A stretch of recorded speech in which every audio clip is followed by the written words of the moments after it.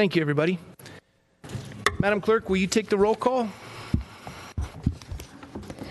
Councilmember Bill Dela Pena. Present. Councilmember Engler. Present. Councilmember Jones. Here. Mayor Pro Tem Adam. Here. Mayor McCoy. Present. Now we're going to come to public comments. So, Madam Clerk, will you get us set for that? This is a time and place for public comments. A speaker card is available for those wishing to address the City Council regarding items on the agenda or on a subject within the city's jurisdiction. All remarks should be addressed to the City Council as a whole, and all documents for City Council and the official record should be presented to the City Clerk prior to speaking. Speakers are requested to state their name and community of residence for the record. Under state law, public comment matters may not be considered by the Council unless listed on the agenda, but may be referred to the City Manager for administrative follow-up. 15 individuals have presented cards, and pursuant to Council standards, speakers are allowed 3 minutes. The yellow light displays when you have 1 minute remaining. Well, before we begin with the public speakers, I know there's a number of folks here tonight in relation to 5G. And I wanted to let you know, as a council, all of us have been drinking from a fire hydrant, wrapping our minds around this. We're so grateful for all your insights and the things you've been sharing with us. I know all of us have had a number of meetings with citizens and have cleared our schedule to try to get to understand it fully. For many of you, this has been a lifelong concern, and you're far more educated in many ways than we are, but we're getting there. One thing I'd like to emphasize, we're a listening ear, and we're going to do our best tonight to hear everything you have to say. But ultimately, I really would encourage you to put the same effort and zeal into your federal legislators as well. Your Congress member, please, this is the level where it needs to be addressed in its greatest capacity. We're limited as a city government in how we can respond. I imagine a lot of you have ideas of what you think we should do.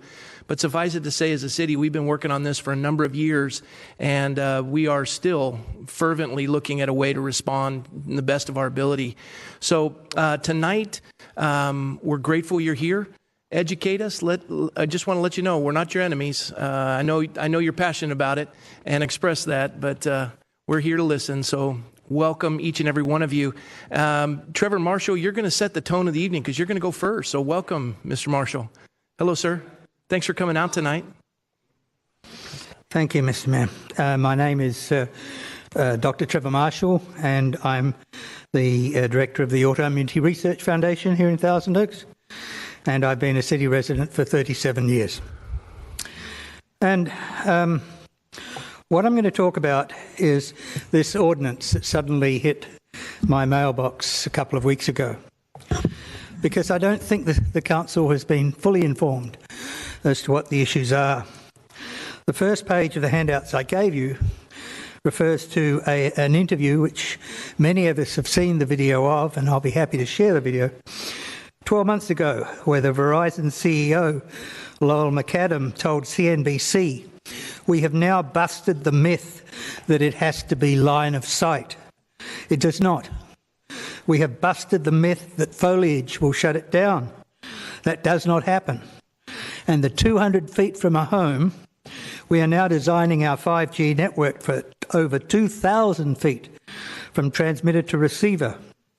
And yet 200 feet is what I see in this audience a year after Verizon told you about advances in the technology."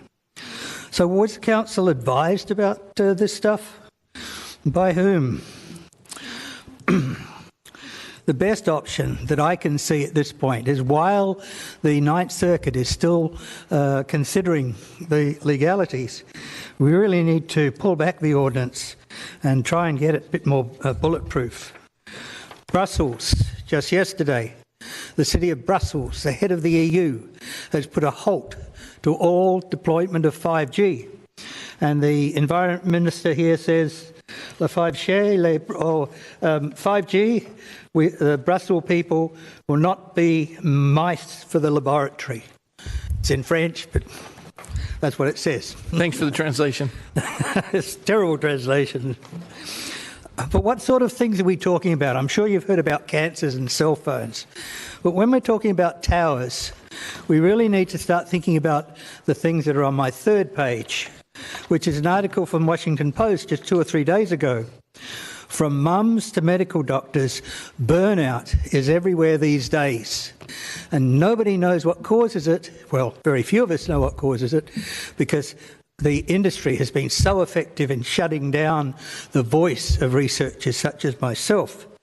For example, I was one of the signatories, I was asked to be one of the signatories for the international appeal to the UN.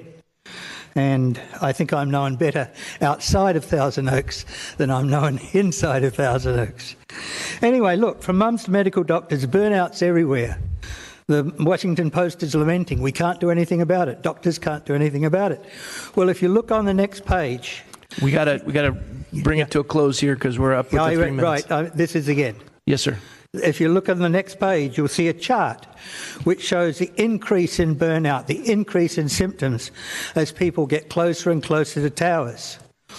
And it's plotted from 300 yards away from a cell tower down to 0. This is a major problem, and it's not going to be made easier if we just allow the telcos to do what they want to do. Thank you very much for listening. Thank you for your time. Our next speaker.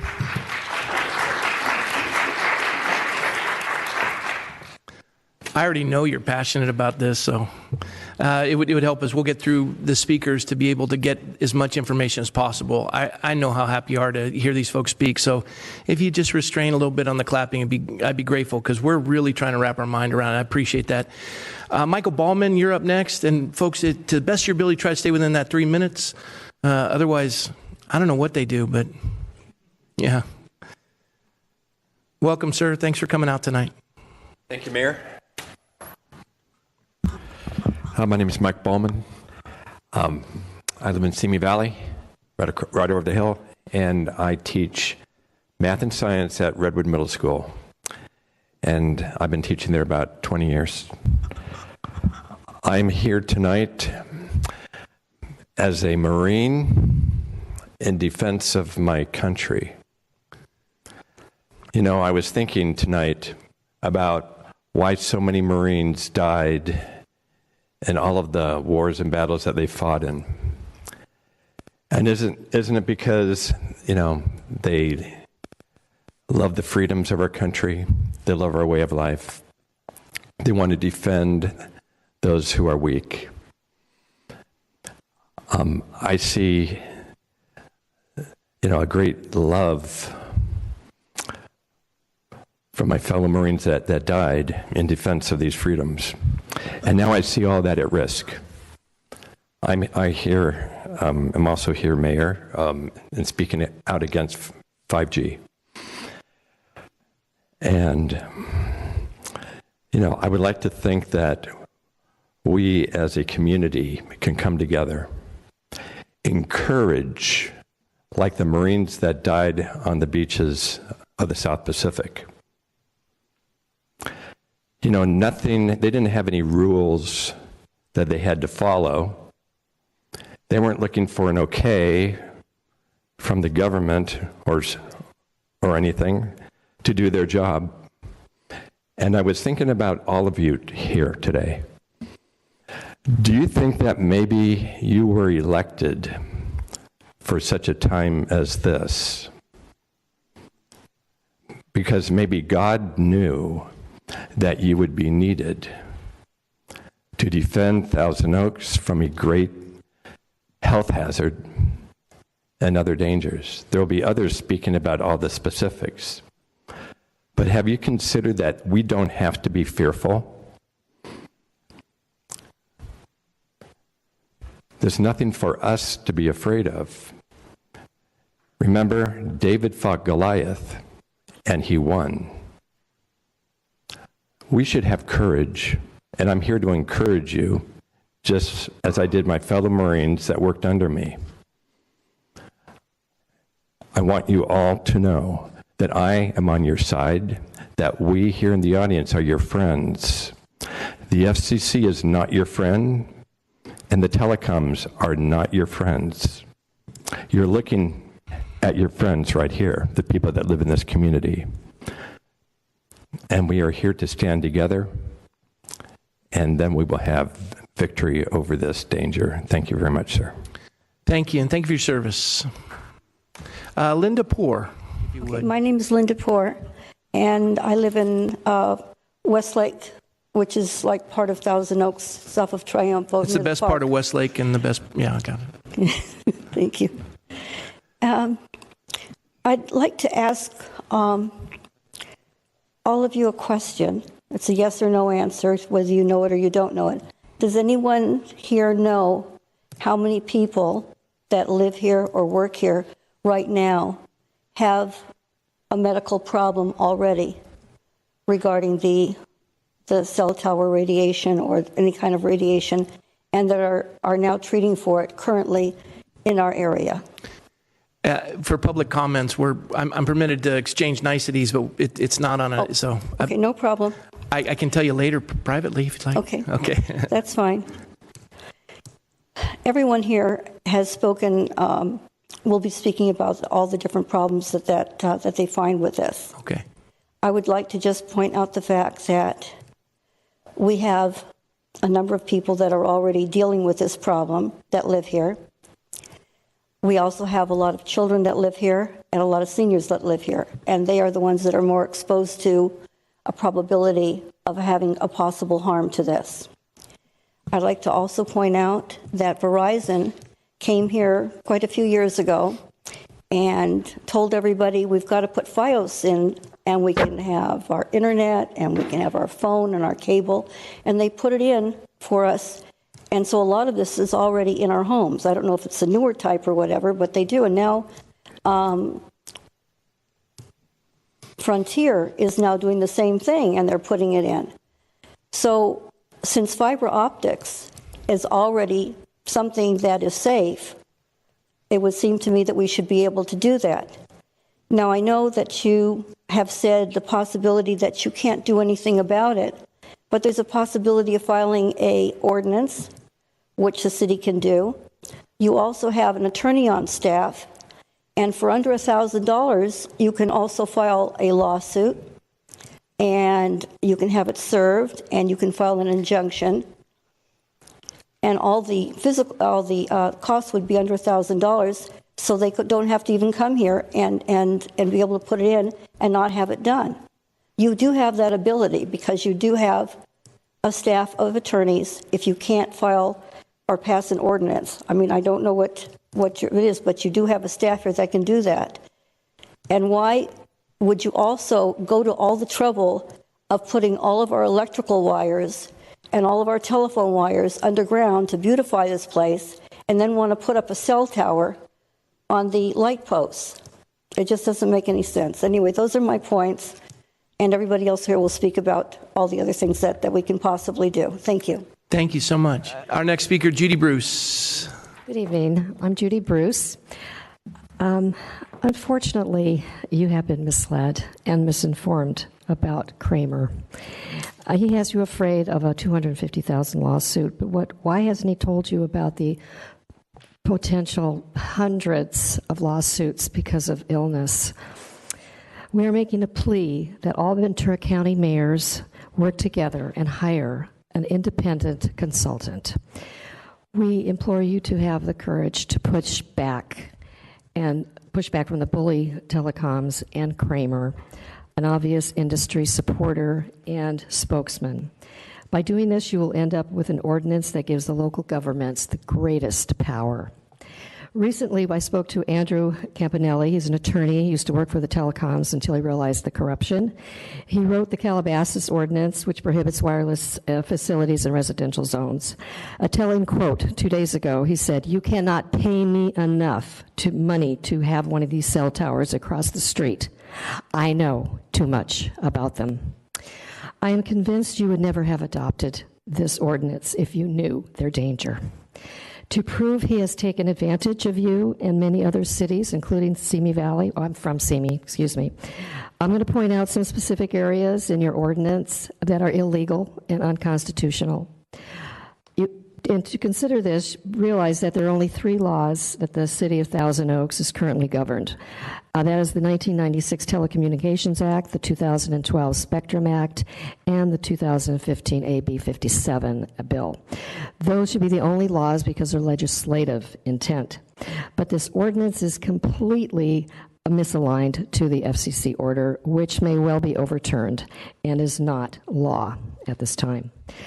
So instead, the last page of the resolution in your ordinance says comply with the FCC ruling that limits the local authority. The fact is there is no legislative law that says that a city has to comply with an interpretation of the law. Your ordinance says this is exempt from the CEQA, this California Environmental Quality Act. The problem is the cell towers, they're not one at a time. It's a system of hundreds and thousands.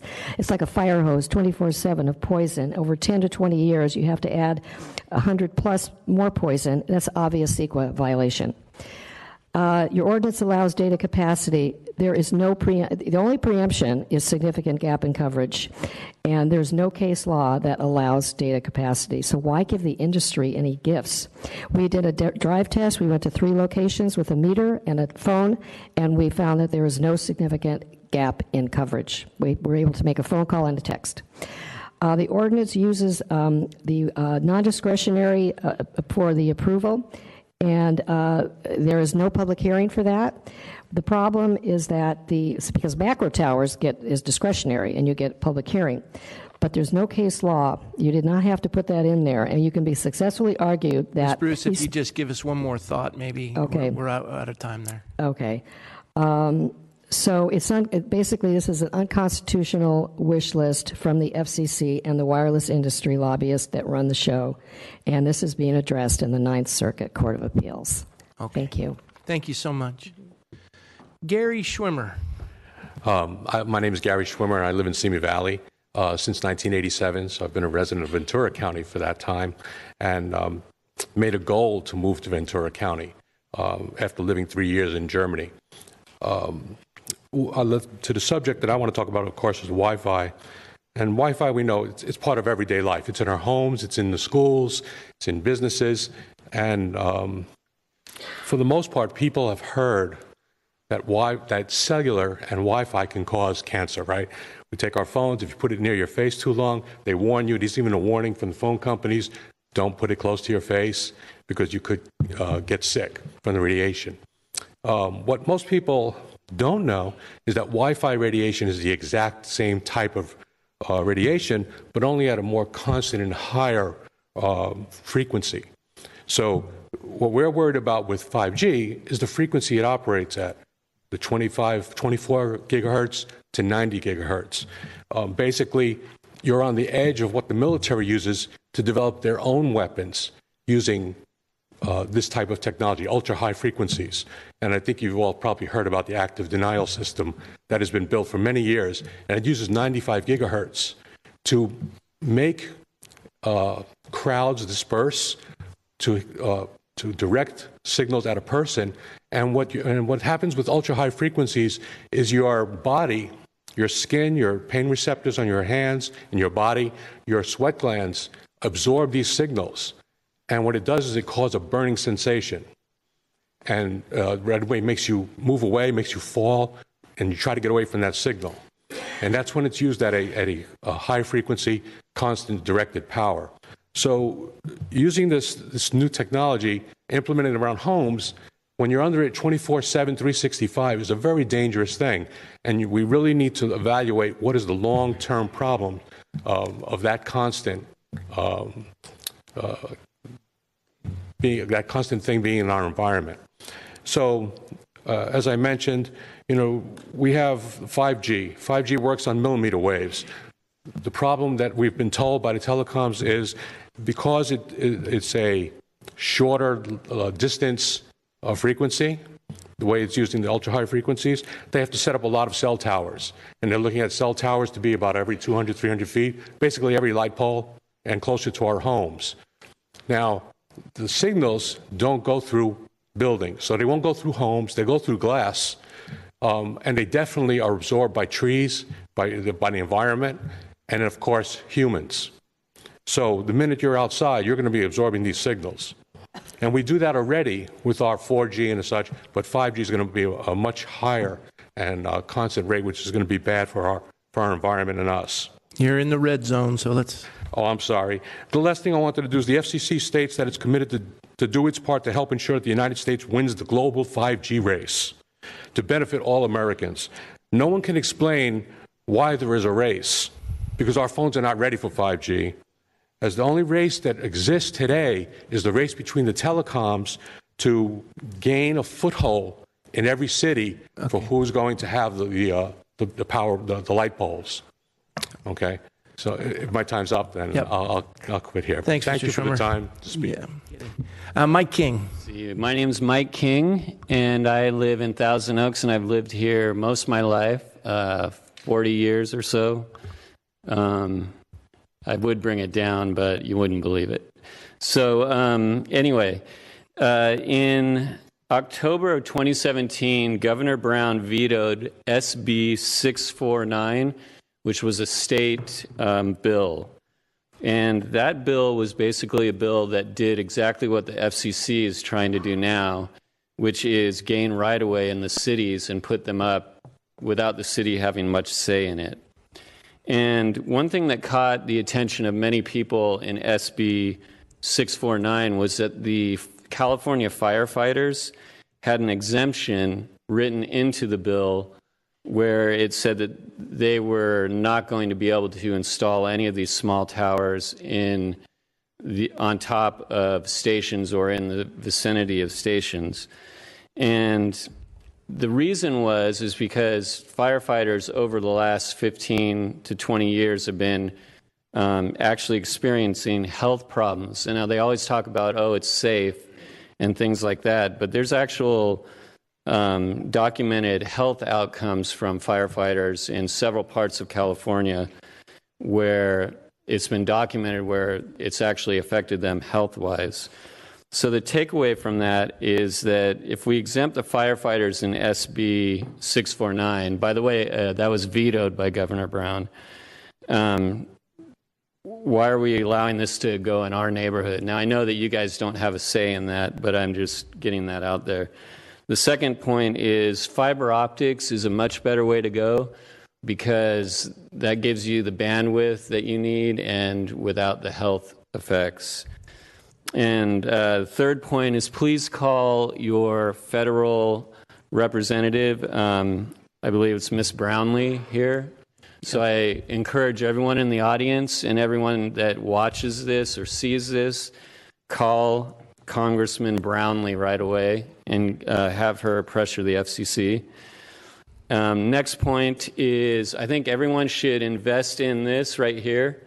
It's called an EMF field measuring device, and you can go around your home and see what the levels of EMF are right now, and then if we do end up getting these small towers, then you can compare the levels before and after. And lastly, I hope that the City Council will revisit the ordinance, the fast track ordinance, and put something in there that says, okay, we don't want these towers, so close together. And I made it. No wet noodles.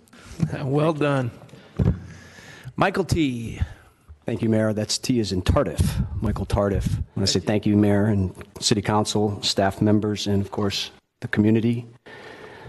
Our strength is in our unity, our common unity, or our community. I had the honor and privilege of growing up here in Thousand Oaks. Well, I came here in 1978. I lived here 40 years. And my parents live here. I have siblings here. My children were born and raised here. I love Thousand Oaks. I love this city. I love this city so much that I decided I was going to suit up, show up. I was willing to jump out of airplanes and helicopters in the United States Army. I'm a combat veteran. I represent other combat veterans that can't be here tonight. I direct 2 local, powerful veteran outreach programs. I am part of this community. I am part of this power here tonight. This is power versus force. Again, I'm grateful for this privilege. My brother David was also a commando. He was an airborne ranger, M60 machine gun, team-leading Halo jump master. So we take our responsibilities very seriously when it comes to guarding the honor of not only our four sisters, but our community, our country. And I think we're like echoing Mr. Bauman, who left. I wanted to say thank you. But we're counting on you now. We're counting on our representatives to represent and push back. What is the false sense of urgency here? 98% is covered by 4G, person to person. This is connecting things to things. 5G is a battlefield interrogation system. It penetrates and 3D maps everything on the battlefield. It penetrates concrete, it penetrates brick, and it identifies everything in there. Along with this is data collection. These are data collection units and facilities. We're going to collect our data and sell it, just like Facebook. There's very, very, very kind of deceptive, like a scent in the air of deception. The word that comes to mind is sinister, because the positives far, the negatives far outweigh at this point. The independent studies that have been done, the peer-reviewed studies that have been done, they're all overwhelming. Again, I'm grateful to be here. I'm grateful for this opportunity to speak to you. I'm grateful for the service of the other men and women in uniform that's standing guard right now for our liberties. I'm here voicing for them, and again, for Mr. Bauman. I wish he was here so I could say thank you to him as well. So we're counting on you to reciprocate. Thank you. Thank you for your service, and thank you for your time. All right, Ellen Frank. Hi. Thank you for all of you for being here and giving us your real attention and time. And I really want to thank everybody here, all the citizens from Thousand Oaks. I've lived in California most of my life, and I've never liked it. I lived in beautiful areas. I lived in the Palisades. I lived in Topanga. I moved to Thousand Oaks about 14 years ago, and this is my home. And I love this community. These are people of honor and all different kinds of people that work together. And I appreciate that the people who fight for our country, I mean, that is stunning and amazing that they can do that. And that you people are here to represent us. And I appreciate that. So we're here to talk about 5G. First of all, no one is immune. You guys aren't. We'll all have to deal with this together if it happens. And right now, our rights are being chipped away. They are being taken away, and it's kind of like a frog in a pot. At first, it's just a little warm. The frog kind of goes, this feels good.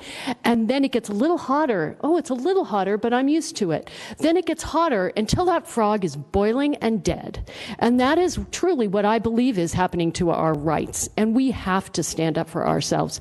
And you have been given right here tonight the legal tools and information that you need to know that you don't have to bend over and go, okay, just do it because we can't do anything. We have legal rights. You have legal rights. We can fight this. There's Northern California has it. At least it's not in the residential areas. I believe Calabasas is doing it. The mayor of Portland is saying no. Today, the Vatican has said no 5G. We don't even want it in Rome. This is serious. We have doctors and scientists. The majority of top doctors and scientists in the world have come out and said this is dangerous and perhaps catastrophic, not just to humans, to our environment, to our ability to grow food. I mean, this is very, very serious. And it is important that we stand up. If we don't start standing up for our rights, it's kind of like Europe in the 1930s, for example. Okay, we got to do it. The government tells us to do it. Okay, we'll go along, and look what happens. You get a dictatorship. This is not something that is a game or something that's light. This is dead serious, and I use the word dead specifically. I wanted to bring up the Federal Disabilities Act. I believe that people who have pacemakers and other implanted wireless devices, life will be in danger with this 5G. And 5G literally works with our pores. And it turns our pores into little antennas and makes us feel like we're on fire. And as someone mentioned earlier, it is a weapon. That is a fact. We would never have a respite from it. Ms. Frank, you're in the red zone, so if you wrap it up. Thank you. Sure. Thank you all. And I hope that we stay TO strong. We have shown the world we are TO strong, and we can fight this in a responsible, non-hysterical, systematic way. So I hope that you guys are really taking this serious, because we're gonna fight it one way or another. Thank you. Thank you for your time. Paige Nielsen, hello. And I gave you copies of 9 pictures showing the fire department and, okay. The last few days, Weston Elementary School in Ripon, California just shut down a cell tower on their school campus after 4 students and some teachers were diagnosed with cancer. Thousand Oaks will soon be getting between 4,000 and 6,000 5G cell sites from all different wireless carriers.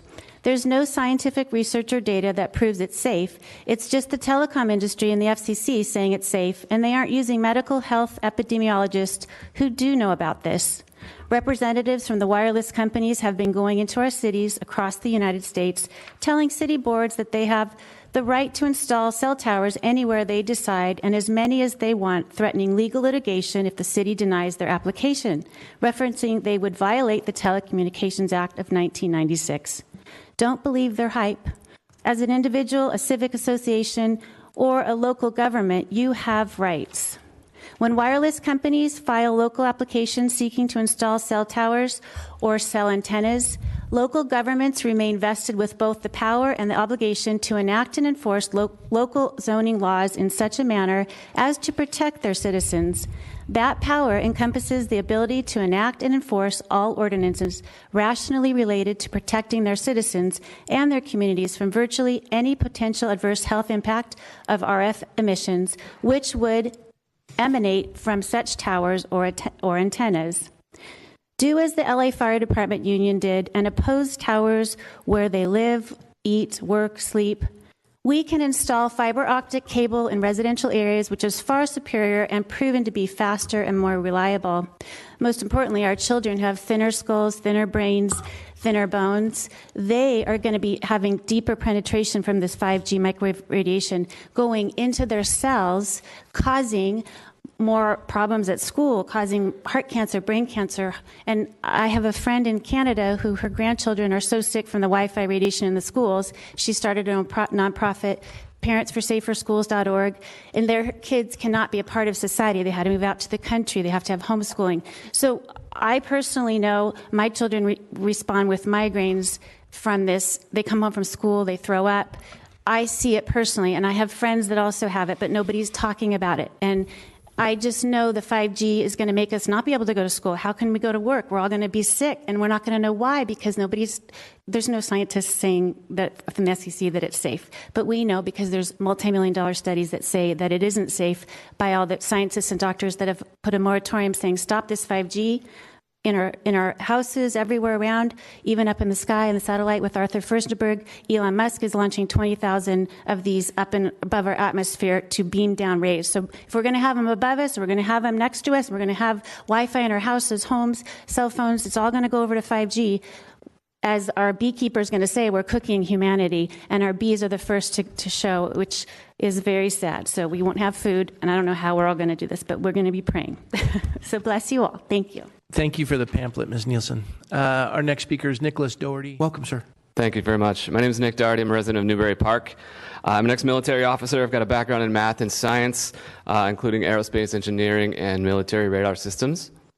I've also worked as a director for a health information company focused on cancer research, and so I've had to get smart on this issue of 5G really quickly as well. Here's what we know. EMF exposure has increased about 1 quintillion times in the last 100 years. If you don't know what a quintillion is, it's 1 with 18 zeros on the end. That's a billion. That's the increase in EMF radiation that we're all exposed to as compared to our grandparents and great-grandparents 100 years ago. It's unprecedented, the amount of radiation that we're already exposed to on a daily basis. And we're talking about, as you've heard over and over again tonight, it's getting worse. So I asked myself, who's pushing the agenda? And like others have said, why the false sense of urgency? The more I dig, the more questionable it becomes, at least for me. For the past 25 years, the telecommunications industry seems to have led an orchestrated PR campaign aimed at misleading consumers, misleading journalists, and misleading policymakers about the science of cell phone radiation. Industry is lobbying government, they're funding their own studies, and they're telling them it's safe, whereas the broader independent scientific community disagrees. The fact remains that installing 5G antennas on thousands of utility poles, as I'm driving here, I'm seeing all the light poles and all the telephone poles, and I'm imagining at every single one of those a little tower beaming at me. It's an unprecedented, like I mentioned, exposure to wireless that we've never seen before, with unknown consequences to public health. Wi-Fi in our homes, we can choose to opt out of. We can choose to not put Wi-Fi in our homes, but there's no way to opt out of this unless we leave this community. Once it's installed, we don't have a chance to say no. My kids don't have a chance to opt out. My grandparents won't have a chance to opt out. And so flooding our community with microwave radiation known to cause harm to humans, in my opinion, is a violation of basic human rights. Tyranny is when a government controls its citizens with fear and oppression, and I've heard we here at the local level don't have any power to fight back against this federal bureaucracy raining down on us. And I say that any government agency that prioritizes the interests of industry over the health and safety of its citizens borders on tyranny. Benjamin Franklin said it's the first responsibility of every citizen to question authority, and today I feel we need to question this shameful ruling from the FCC. Question the authority to exercise such power over the citizens to put them directly into harm's way, and question whether we're going to lay down and accept it or stand up and challenge this. Other cities are already pushing back, as we've heard. In Marin County, for example, there's 3 separate cities that have already passed ordinances to thwart 5G expansion over health concerns. So Marin County, some of the smartest minds in technology today are pushing back, and they're saying, no, not in my community. So we have an opportunity here to push back. I thank you for your time. And last thing I want to say is I'm a new resident of Newbury Park. My family and I just moved here at the beginning of January. We're renting and we're looking to buy a home. But my wife and I spoke today, and if these towers go up, we will not be buying a home. We'll leave and we'll find someplace else. So thank you very much. Thanks for your service. Thank you. Susan, you're up next. I'm Susan Weininger. I live in the Lang Ranch part of Thousand Oaks, and we've lived here for about 23 years. As you heard a little bit about, last week in Brussels, the plan to provide 5G wireless transmitters was halted with the environmental minister, Céline Fromalt, saying, and this is a quote, "The people of Brussels are not guinea pigs whose health I can sell at a profit. We cannot leave anything to doubt." We are aware that the FCC is not the law of the land there, but we hope to hear language as strong as this locally, or something resembling it, and we're just not hearing it yet. You may be tired or frustrated with hearing us all speak about the 5G antenna transmitters again and again, and we'll keep doing it, but we need to because it's very important. Some city councils in California are not as afraid of lawsuits and are fighting harder for their citizens than we are seeing here in Thousand Oaks. There's a light pole 30 feet from my house. That pole will most likely be the first place on my street to have a 5G transmitter installed. It will be 15 feet from my neighbor's kid's bedroom. It will be 30 feet from my daughter's bedroom, and it will be transmitting 24 hours a day, very strong signals. This can't be a good thing. I am not only speaking health-wise, but my property value will be diminished. When I asked an acquaintance who is a prominent realtor in this area if homes near current cellular transmitters, even hundreds of feet from antennas, had a harder time being sold, she said unquestionably. When I asked her if she would speak here at a Thousand Oaks City Council meeting, she said, "Are you kidding? I will be fired." The city's advisors are protecting the city's interests, which may be in opposition, in this case, to your residents' interests. But I hope that will not dissuade you from working individually and as a council to institute measures to protect your citizens and your own families. I'm asking 3 additional things of all of you. Please designate money toward the League of Cities lawsuit, which you're aware of, against the FCC.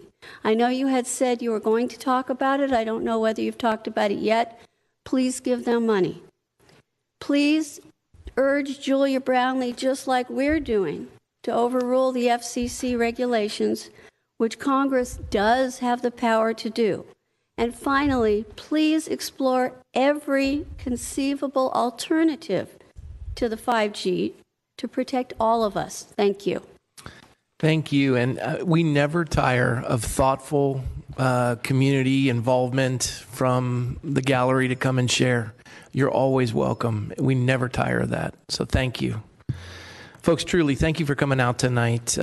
Warren Wolf, you're next. Hi, thank you for having me. And my family and I, we've lived here almost 4 years in Thousand Oaks. And I wanted to share something a little different about 5G. In fact, I wanted to share a parallel case study that could signal what happens in Thousand Oaks and other communities. It's one of many examples where federal regulators got it wrong. Last August, a U.S. jury awarded Dwayne Johnson $289 million in damages, agreeing that Monsanto's Roundup weed killer was a contributing cause of his cancer. In March, another U.S. jury awarded Edwin Hardman $80 million in damages, agreeing that Roundup was a substantial factor in causing his cancer. During the trial, attorneys demonstrated Monsanto placed an unsafe product on the market, manipulated science, manipulated public opinion, and had consistently misled people into believing Roundup is safe. They additionally claimed Monsanto had bullied researchers to suppress negative studies about the weed killer. Part of the lawsuit suggested that despite the World Health Organization declaring in 2015 that glyphosate, which is the main active ingredient in Roundup, was a probable carcinogen, Monsanto ghostwrote part of the EPA's conclusion that glyphosate was safe, demonstrating how corporations have great sway over the federal agencies. Just last month, Los Angeles County issued a moratorium banning the use of Roundup in public areas. Similar to the case of Monsanto's Roundup, there is a lot of independent peer-reviewed research concluding that radio and microwave radiation is damaging to the human body, contributing to serious health issues like cancer. This city council has been provided much documentation and multiple links to independent peer-reviewed research demonstrating the dangers of putting 5G wireless cell sites throughout the community in close proximity to residents' homes. It would be terrible to see a Thousand Oaks family's child develop cancer, and health experts conclude that the microwave radiation from a 5G cell site installed on the light pole located outside her home was a contributing factor. During the last city council meeting, Mayor McCoy is recorded in the video transcript saying, quote, that he and all of the board are getting a quick education on this, and for a lot of us, this is new to us, and so folks can testify to the fact that I met with them this week wanting to get a grasp on it. I hope the City Council does its due diligence and pass a new aesthetic ordinance that protects the community.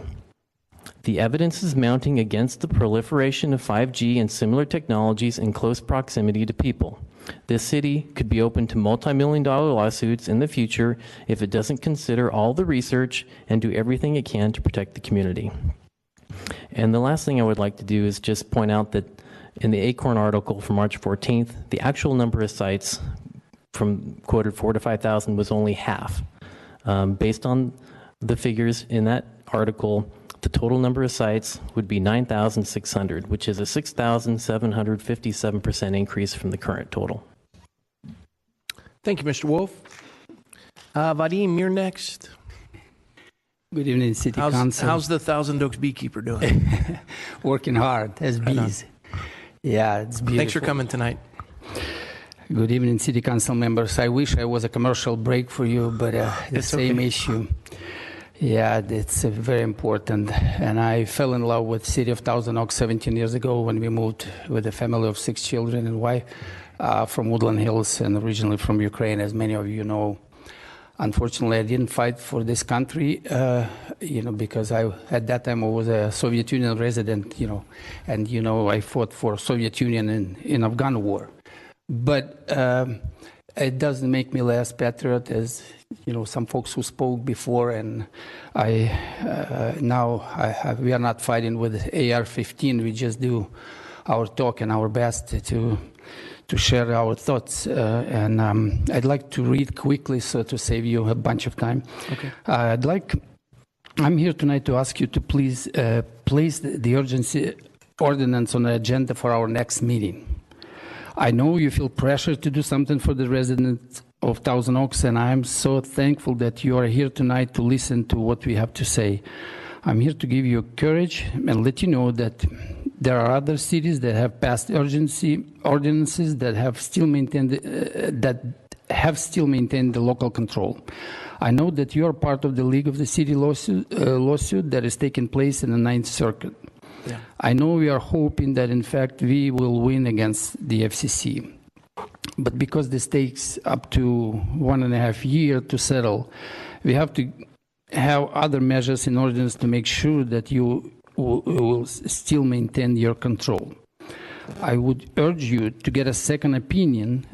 I know it costs the city of money, but it would be well worth of our while to amend the current ordinance. The cost to the city will be nothing if one of the city's cell towers catches a light, and in comparison, of course, and the city is sued for the fire. There are other instances where the city will be held liable and there will be lawsuits against it.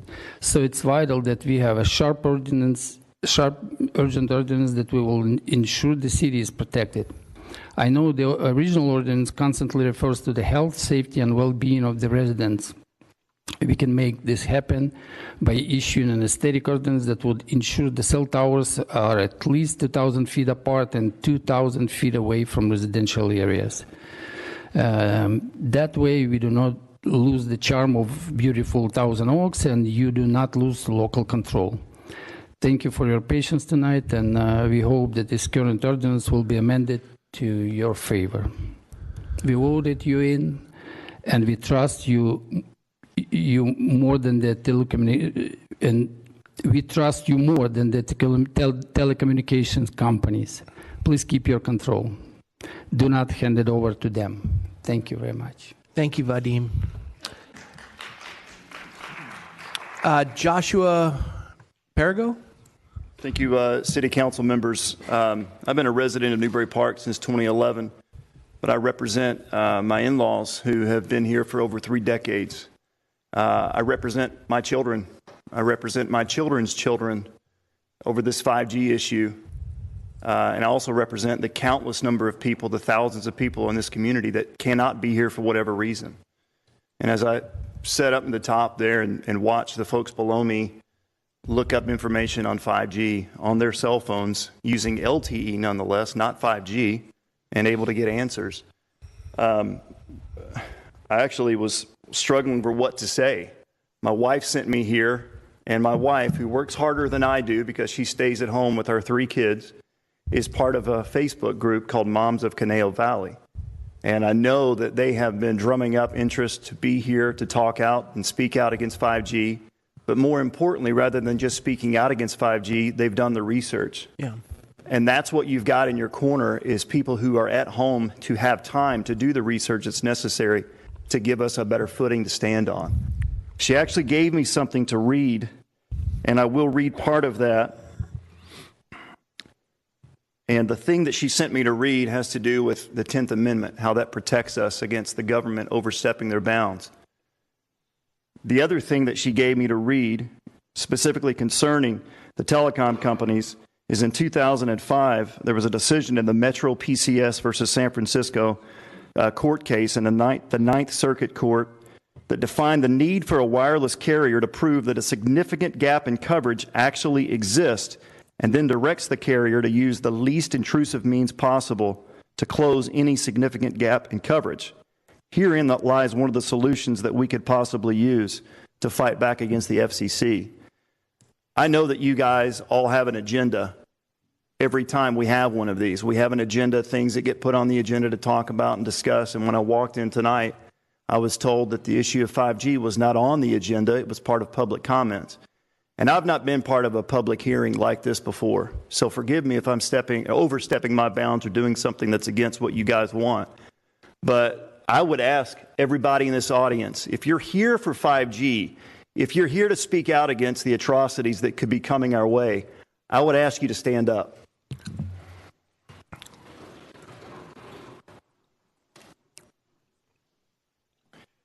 When I sat down, I counted over 70 people in this room, all here for public comments.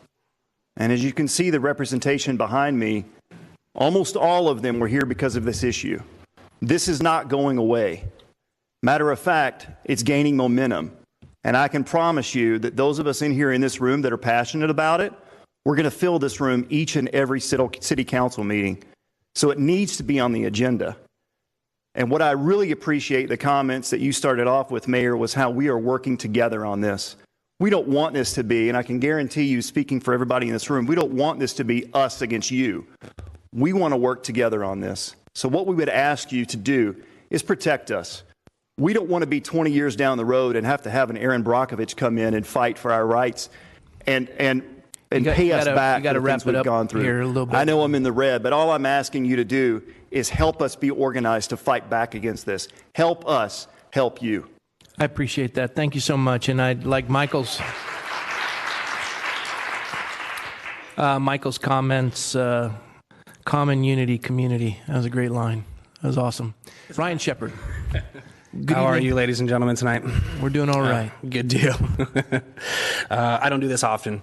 I'd just like to start by saying, just piggybacking on what the gentleman before me just said, we are supposed to be friends. At least we like to think that we are friends and we are working together. But literally, I've been to 2 of these meetings now, and I have not seen that. I haven't seen the concern in any panel's faces at all. I hear a lot of everyone's bringing mounds and mounds of evidence to you. And what I'm thinking is, if this is your jobs to work hand in hand with the officials that are coming in and representing the FCC or the telecommunications industry, how is it that we are telling you all of this information, and how have none of you guys know this already? This is your field. This is what you're supposed to do, is to protect us. I'm Ryan Shepard. Let me start there. Sorry. I live in Simi Valley. I appreciate the time to talk. And I'm not going to talk about complete concern, worry, and risk. I'm talking only about the substantial evidence of proven harms of 4G and 5G proximity microwave radiation antennas, what the industry calls smart cells. If you ask anybody in this whole area, like the gentleman said, overwhelmingly, if you want a cell tower in front of your house, the answer is overwhelmingly no, from Calabasas to Thousand Oaks to everywhere and anywhere, pretty much. I just can't understand, with the amount of evidence that has been presented to all the panels in all the cities, how this is still a discussion and how we still get this feeling that we are working against each other or still trying to convince you. I mean, you guys are in the same community as us. How are we trying to convince you? You guys should know this already. Before I begin, I guess it only leads down to motivations.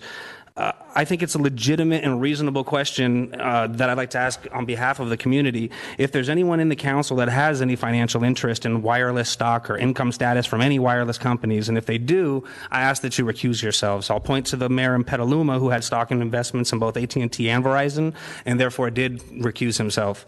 In addition, in regards to Jonathan Kramer, your radio frequency legal consultant, I believe there is a conflict of interest, but it is more subtle than having ties to the telecom industry. His firm's income is almost entirely dependent on contracts with the government entities.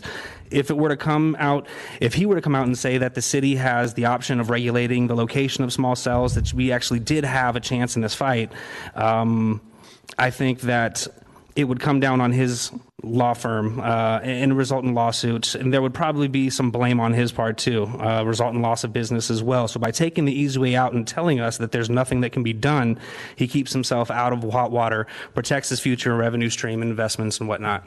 And I'm wondering if there's any of that going on behind the scenes as well. Thank you. Well, if it's any help, I don't own any stock in anything. Thank you. All right, Ryan. Lorena, you're up next. Good evening. Thank you for the opportunity to speak. I am actually a resident of the city of Camarillo, and I come to Thousand Oaks quite a while. You know, my relatives live here. I, like everyone, has been speaking about how bad is 5G. I work as an aide for one of the schools in the Ventura County, and I know that these children now, they are being taught through a Chromebook. Can you imagine what's that going to happen to them, to their health, when they're going to be 8 hours or 6 hours there on the school, constantly in touch with that? And the reason I'm here too is because this 5G is, you know, an overreach of our federal government. And just let me read this. Thousand Oaks should not have passed any urgency ordinances that are consistent with the FCC 18123 because on March 7, the joint opposition of hundreds of cities filed a motion to oppose the FCC rules. Best and Krieger, the lead law firm for the joint opposition, advised its city on January 15. In the Ninth Circuit, motion of Stacy of FCC 18123 is granted relief may be possible. The orders may eventually be overturned. We believe there are substantial questions as to whether the FCC small cell order is valid or lawful. We are not recommending that you incorporate the FCC rules into a local law. If you do so, then you will be bound by your own requirements, even if FCC order is vacated. Thousand Oaks amendments of the urgency ordinances that roll out the red carpet for wireless carriers to invade our neighborhoods. Thousand Oaks can instead defend its rights to local rule by invoking the anti-commandeering doctrine, which says that the federal government cannot force states to act as federal subdivision of offices to comply with federal programs. Hundreds of cities have banded together to sue the FCC over FCC 18123. The September 2018 small cell deployment rules on this very principle. In Murphy v. NCAA in 2018, Justice Alito wrote, a more direct affront to state sovereignty is not easy to imagine. He continued, the anti-commandeering doctrine may sound arcane, but it is simply the expression of a fundamental structural decision incorporated into the Constitution. The decision to withhold from Congress the power to issue orders directly to the state. Consciously absent from the list of powers given to Congress is a power to issue direct orders to the government of the states. The anti-commandeering doctrine simply represents the recognition of this limit on congressional authority. Now, in 2018 case, there were 4 other Supreme Court cases. I am citing are detailed in the exhibit entered into the Simi Valley public record for item 8A on the March 25, 2019 Lorena, agenda item. You're out of time. If you'd like, you can give us a copy of that if you'd want us to read it in its entirety. Oh, I just have the list of the cases. We're all out of time, and okay, thank you. I'll let you go a little bit longer anyway. So, but no, thank you, and please, if you copy us on it, we'll read it. Yes. Thank you, Mandy Jacob. Hi, City Council. Thank you so much for letting me speak tonight. I'm coming at this from a totally different point of view. My background is in investment banking, and I'm by no means a lawyer, but I did graduate magna cum laude from the top 3 universities in the UK. So just to tell you, I have an LLM, so I'm not a lawyer, but what I did was I took the city ordinance, and then I looked at all the different other ordinances that were passed in California after January and looked at the potential amendments. And so my logic here is just to look at how Thousand Oaks can actually tie up a stronger ordinance and give yourselves the local control while still appeasing the FCC. So if you bear with me, I had lots of fun reading this a few times, but what I want to do is just give you a verbal matrix of how this would go about. And I just found out now about Calabasas, so I'll have to add that to the matrix. And if you're interested, there obviously was a great amount of input from the local community. It wasn't just myself. I did want to say, really the whole, if I had to characterize what we're looking at here, it's the legislative intent. And unfortunately, you had one consultant who was telling you that the sky was falling. So I understand. I mean, I saw in the last agenda, you weren't even requested to read the ordinance. You were only requested to read the title.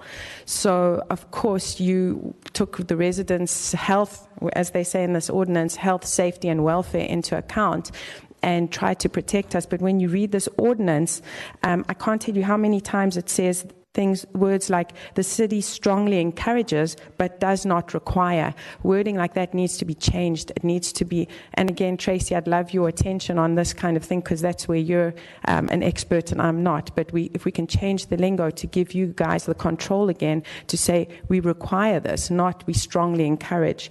So there are lots of issues here. I mean, the most important really is to look at the three laws that we're under now. It's the 1996 Telecommunications Act, the 2012. Thank you. I'm getting nods. So, okay, we're moving forward. And if she's typing, she is listening. She is a very amazing multitasker, and she's probably taking notes on what you're saying. So great. I mean, you don't need to take notes from me. You guys know this. But the thing is, we want to just tie this up with the verbiage. And there was a lot of things like the gap of coverage. Again, someone mentioned Metro PCS versus San Francisco. Again, the Verizon CEO who's told us the gap in coverage is 2,000 feet. We can put that in. Another thing that wasn't even addressed in the ordinance is to say things like these towers, if they're coming up, need to be measured and made sure that they're only 5G, the CPMRs that are being used, and not being used as 4G, because as we've seen in Sonoma County, 5G's fallen apart, and we don't want them coming in and going, okay, it's fallen apart, but we're going to use these 10,000 cells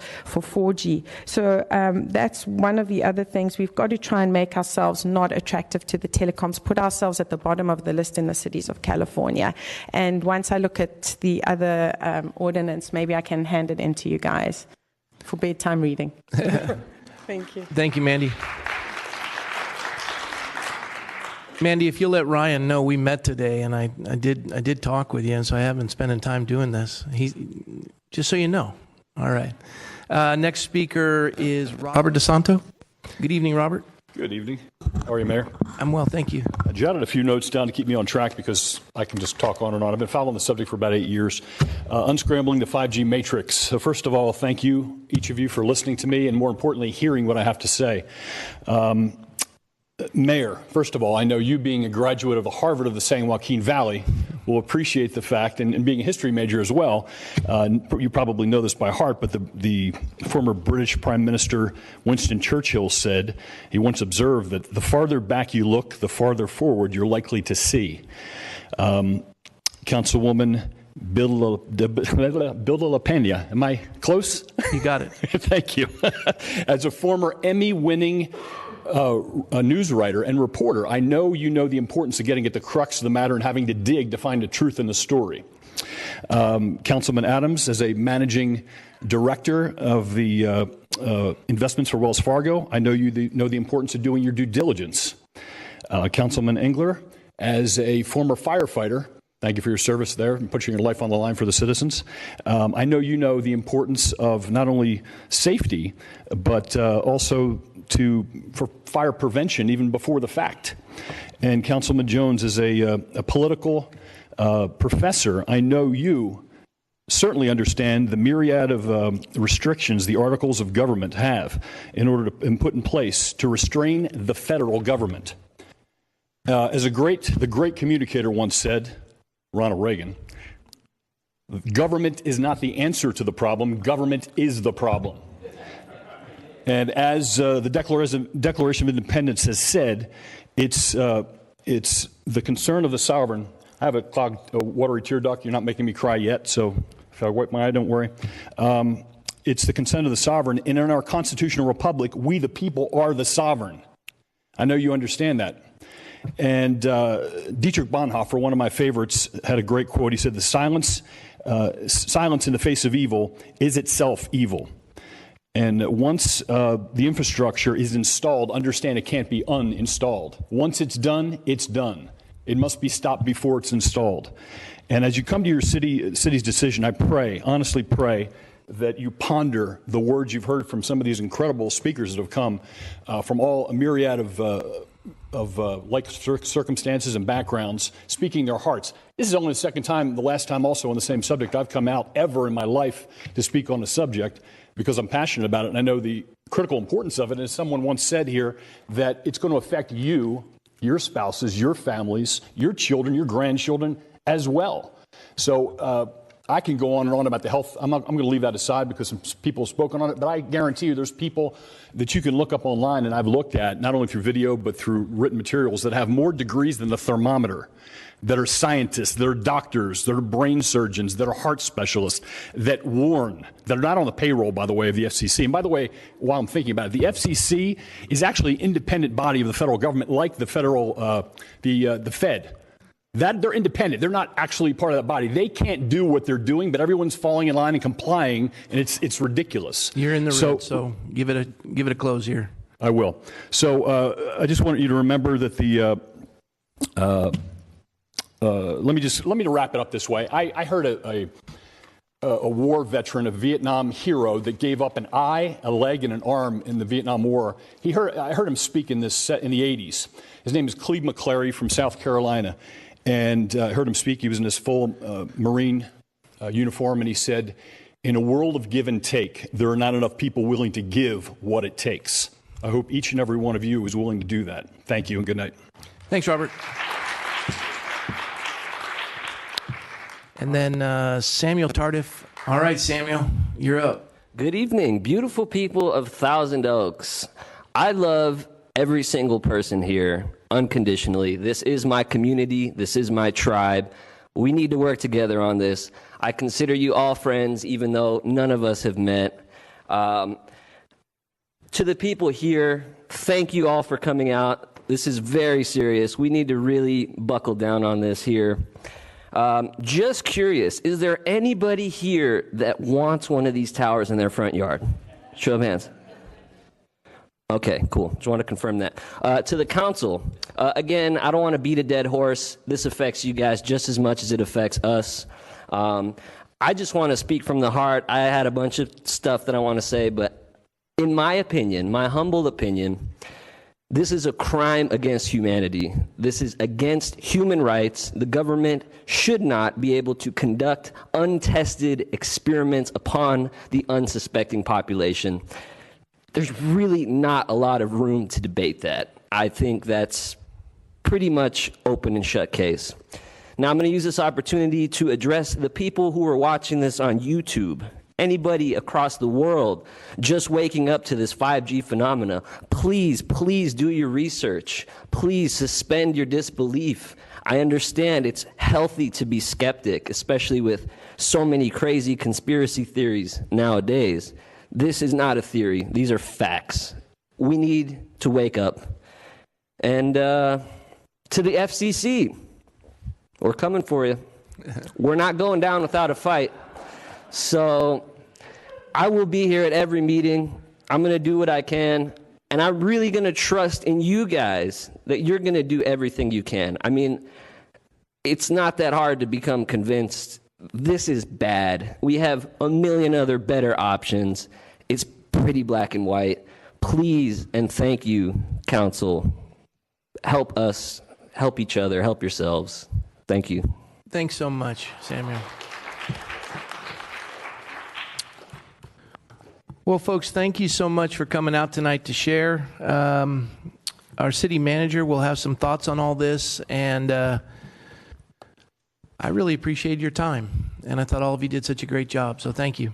Mr. Powers? Thanks so much, Mayor McCoy, and thanks for everyone coming out this evening and so respectfully sharing your thoughts and your perspectives. I want to remind our speakers and all residents of Thousand Oaks that along with every city in the United States, we're simply responding to action by the federal government here. We know you're frustrated, and we are as well. We continue to be. We recognize that this is an emotional issue for many people, and that this is the closest form of government for you to have access to. That's the reason most of us work in this line of government, because it's the closest to the people. This is not a city initiative, not a city priority, and we have no interest in seeing a proliferation of cell towers in our communities, period. and I can say that on with unequivocally from the people here on this dais. Our city does have a responsibility to our residents to ensure that we enact the greatest protections possible within the confines of federal law, and that's the only action that the council has taken in this regard to small cells. One very important thing that I think I just want everyone, if you leave here with one thing tonight that you understand, it is that this city council took action on an ordinance. This just didn't come out of nowhere. This was thrust upon us in January, and this council took action on an ordinance. They didn't have to do that. The law binds every city in America, and so there are cities today that have not taken an urgency ordinance like ours, and their residents are not afforded the same limited protections that ours are now because of this urgency ordinance.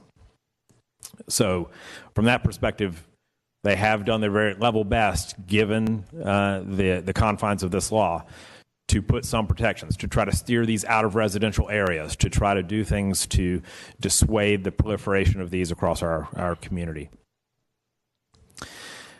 So there are cities across Ventura County over the next month that are going to be taking up their urgency ordinances as they're beginning to understand the potential perils facing them if they don't. Just commenting on several things that I heard tonight. One speaker mentions SB 649. We fought really hard against that. That was the governor. The governor ended up vetoing that. That was the state-based version of this same thing. We were actually testifying against that. We were one of the most vocal cities fighting it. And as a somewhat direct result of that, the telecommunications companies, they left California and they went to the FCC. And they went to the FCC to try to effectuate the changes on a national level. And they were successful in doing that. One speaker suggested that the law may get overturned, and we certainly hope that that is the case. And we encourage residents to lobby your federal legislators to do just that. Until then, cities don't have a choice, a fiscally responsible choice, but to abide by the federal law. And yes, there are cities that have done a variety of things in a variety of time frames, and we are very much aware of those, and our city attorney is tracking those with regularity. There was discussion of fighting this issue. We are actively involved through our participation in the League of California Cities in a lawsuit in the Ninth Circuit regarding an aspect of this law. We're going to continue to actively fight for local control on all issues, not just this. Residents, everyone here tonight, you're passionate, and I've got to encourage you to ensure that your collective voices are heard on a national level, not just here in these chambers. I know that feels like a Herculean task, but this is something that affects every city in America. I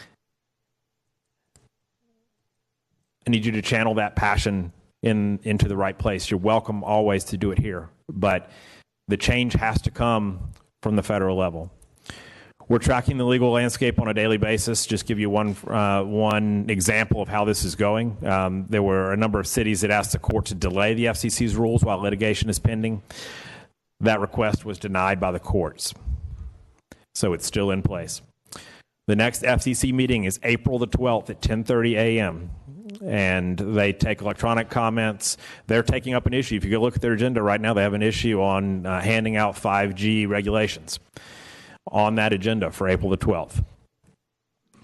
If you haven't already checked it out, we tried to put some information up, factual information on our FAQs page, toaks.org/wireless. We're going to continue to update that as this landscape continues to evolve. And that's it for my update. Thank you, Mr. Powers. And folks, no, it's not on it. We'll bring it up we addressed it. We'll bring it up at a later date. You're welcome to come on public comments. I appreciate that. We've sat and listened, so. Folks.